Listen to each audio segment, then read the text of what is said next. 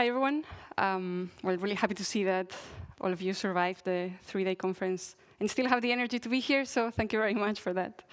My name is Lucía, and I work as a consultant software engineer at InfoSport, a company in the Netherlands. And this basically means, at least at my company, that I get to work at many different projects, at many different clients, fulfilling very different roles. So since I joined the company, I've basically worked as, started out as a .NET developer, but then quickly switched to Java developer, so don't worry about that.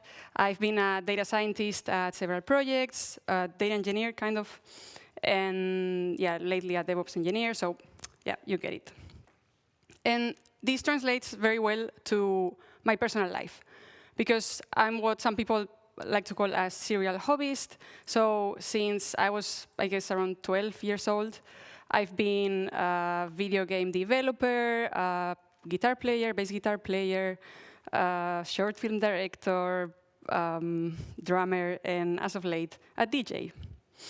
And although I really enjoy learning about all of these things and getting out of my comfort zone and everything, I've always had this kind of guilt feeling, or like guilty feeling, because most of my colleagues, especially like what I consider the smartest or more knowledgeable colleagues, they have coding as their hobby, right? Like they end their workday and they spend time, coding their pet projects or reading books and writing books about software architecture, software development, reading blog posts, articles, etc.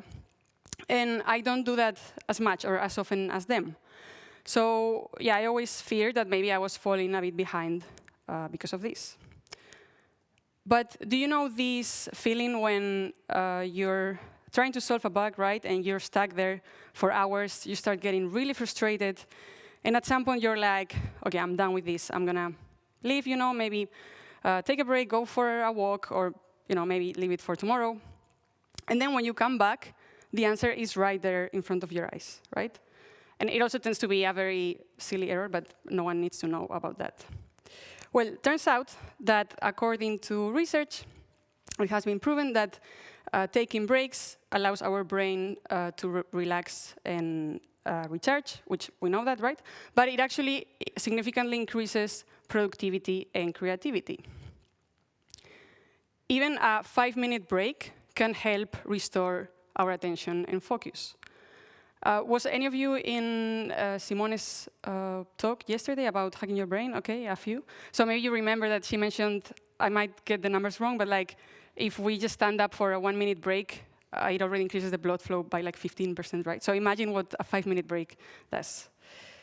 On another note, it has also been proven that people with broad interests and broad knowledge tend to, or like are more likely to generate innovative solutions. And this is especially true when those interests include creative activities, because the part of our brains that gets activated, let's say, when we indulge in creative processes, which is the prefrontal cortex, is basically it's the same part that we use for things like planning, decision-making, problem-solving. So basically the tasks that we do in our daily jobs as developers, right? And this was very interesting for me to learn, because last year, or like a couple of years ago, I started noticing certain improvements, I'd say, in my way of working. Not just myself, but like my teammates at the time told me about these things. And when I started trying to analyze like where those improvements came from, let's say, I realized that some of them were actually related to lessons I learned while DJing. So today I would like to share with you some of these lessons. The first one is what I like to call deploying your DJ set on new infrastructure. So when I started out, I was at home. I started with just my laptop. And eventually I bought like a tiny controller that you could plug to your laptop. So I was just happy at home doing my mixes, etc. And then a friend asked me if I would like to play at a party she was organizing, like a public party with tickets, right? So I was like, OK, let's try it. And then the day of the party arrived, and I went to the bar, like the venue, and they had this equipment. So don't worry, like all of you, I think I'm a developer, so I'm always thinking about risks and like edge test cases and what if this happens. So I was ready for this. I had prepared. Like a week before, I had contacted the venue, like the bar, and I asked them which kind of equipment they had. So I spent all my free time like watching all the walkthroughs and tutorial videos for this specific mixer and these specific players. I also rented a studio for an hour where they had these models to familiarize myself with it.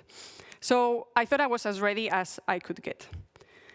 And then, I managed to play my first song with like really shaky hands, but it was playing, it was sounding, people were dancing. And then I loaded my second song, and I had to, beat match, right? Like align the songs. But then I realized, okay, I actually forgot to plug in my clicker, but so there's like an orange button, like not the first one, but the one above. That one didn't work. And is there any DJ in the room or like someone? Okay. So you know the struggle. But for the rest, basically this meant that what this button does is that you can listen on your headphones if you plug them into the mixer. You can listen to whatever is coming out of the master output, right? So whatever is coming out of the speakers. And it wasn't working. So after freaking out for like half of a song, I thought, okay, maybe I can just beat match the next song, like what I'm listening on the headphones, to whatever is coming out of the speakers. But like I mentioned, this was a bar, so sound equipment in bars doesn't tend to be that good. So basically, normally, you're in the DJ booth, and then the speakers are pointed towards the people, so that the people can hear it fine. But then, basically, what happened to me is that the sound was coming out of the speakers, and it was bouncing on the back of the room, and then it was coming back to me. So it came back with a delay, right? It might be just a few milliseconds, it's OK. But when trying to align songs, it meant that my first transition was completely messed up. So after freaking out again for another half a song, I realized, OK, like I actually don't need that button, because the same orange buttons in the middle, with those are the ones you can use to listen to each channel on your headphones. So I could just, press the two channels that I was playing and just align with that. It's not as good, because then you cannot really compare the volumes. But in any case, like I could just work around it with that, right? So then eventually it worked out. So this kind of experience has really ingrained in me, the distrust in the "it works on my machine" mantra, because my machine in general, but especially in DJing, is definitely going to be very different from the production machine, let's say. And even when we are familiar with the production machine, like I knew these models, right?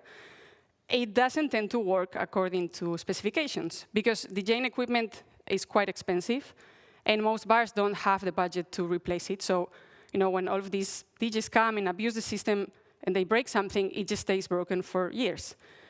So, even in those cases, like you have to expect that something is not going to work according to specs. The next lesson is about tackling last-minute requirements from non-technical stakeholders. So I was once playing at this party, and a girl came to me and she requested a song. So this tends to happen a lot, of course, but in this specific case, she asked for a song that was like 95 beats per minute, so think of like quite slow R&B, dancehall, reggaeton kind of thing. And I was playing a set that they asked me to be like at 130 beats per minute, so think of like fast house, EDM kind of thing. And I told her this, right? Like, look, like the BPM difference is really big. Like, I cannot mix this song right now because it's not gonna fit. But she was very adamant. She was like, no, but it's gonna fit, trust me, like everyone's gonna love it, you have to play it. And she came like 3 times, I think, to my booth. So on the 3rd time, I told her, look, is it fine if I play a song by the same artist that you asked, like just a different song? And she was happy with that. So I chose a song by the same singer, but that was like at 128 beats per minute, say, so I could easily mix it. And yeah, and then it went great, you know, the girl loved it, and her friends too, and they were dancing, and everyone was singing, so it eventually worked out. So this kind of thing, I feel like it has improved my communication skills, in a way, like Also my persuasiveness, especially when talking about more technical things with stakeholders, people who are not as technical. The next lesson is about debugging production systems in real time. So I once had this gig, and I was preparing for it, and I thought about this very cool transition, and I wanted to do it at this party. So I showed at the party, I started, people started coming in, they were dancing. I think I was like 20 minutes through. And then I was playing the first song of this transition that I had in my mind. So I was pretty chill, because I knew what I wanted to play next, so I was just waiting. And towards the end of the song, I was like, OK, I'm going to load my second song. And then I started loading it, and the screen said this. So it showed an error code, and it said unsupported file format, just like, I don't know, 20 seconds before the first song finished. So I was actually familiar with this error code. I had seen it before. It tends to happen to me because I tend to use a file format called FLAC. Maybe, yeah, you know about. So basically with FLAC, you get like almost lossless compression, so pretty nice quality, with half the size that the WAV file would take. So it's a pretty nice trade-off, right, between quality and storage. But most of the older DJ equipment, so the standard in DJing is Pioneer. I think everyone heard that name before. So most of the older player models from Pioneer, they don't support FLAC. I knew this, so that's why normally I ask venues to tell me which equipment you have, so that if they do, I can convert any files that I want to play, etc.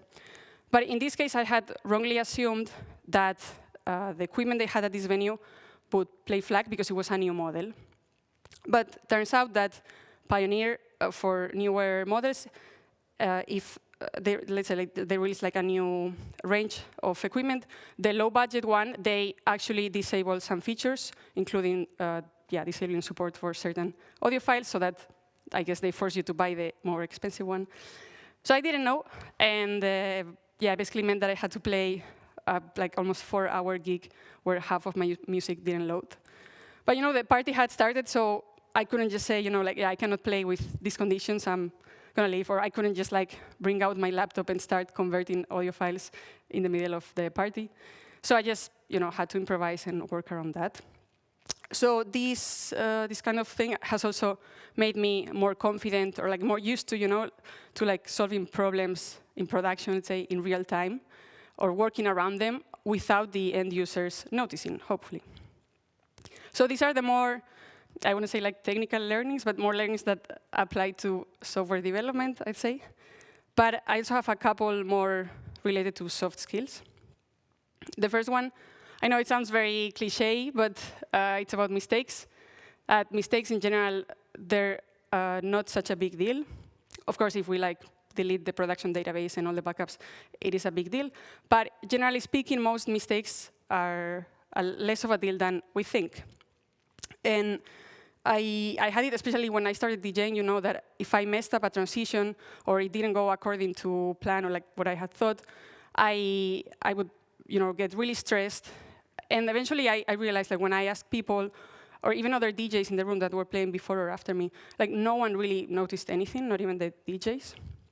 And even with super obvious mistakes, we once had to completely shut down all the equipment to swap some cables and restart it. And believe me, DJ equipment is not the fastest hardware ever. So maybe we didn't have music for half a minute or 40 seconds or so. And so this, sorry, I lost track a bit. And even in this case, people didn't think that it was a mistake. They thought it was a gimmick to get them to sing the song out loud, So yeah, just mistakes are not a big deal. And the other lesson is about confidence. So this is a photo from a gig that I remember very fondly of. OK, it's not the best quality photo, sorry for that. But I remember it because I think it was one of the first times when I felt like I was truly comfortable on the decks, truly enjoying myself. And yeah, like after that session, I realized, like, before that gig or before I ever played live, I used to think, I'm not ready for this. Like, I'm not made for this. I don't really feel like I have the, personality traits to be a DJ. But then I would play live, and I would be like, yeah, I survived this, and I enjoyed it, so why not do it? And this is one of the things that gave me the confidence, I think, to start applying to speak at conferences, because I had the same imposter syndrome with this, right? Like, I'm not ready for this. I'm not experienced enough to do this. But in the end, and of course, I think all of us get stressed, or most of us, I guess, before speaking in public, like just our primitive instinct kicks in. But yeah, then if we do it, of course, we survive. And that feeling of, an audience enjoying our session, be it a DJ session or a conference session, is really worth all the nerves and all the preparation. So I hope you did enjoy this little session. And yeah, if you have any comments, questions, or want to talk about DJing after this, hit me up. So thank you very much.